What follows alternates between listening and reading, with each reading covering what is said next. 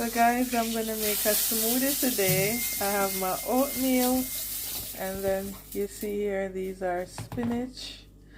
Down in the thing you could see I have my frozen strawberries, and I have my banana. So I'll be using this almond milk in my smoothie. We're just gonna put a generous amount in it, just to cover it a bit. And then we're gonna blend and serve.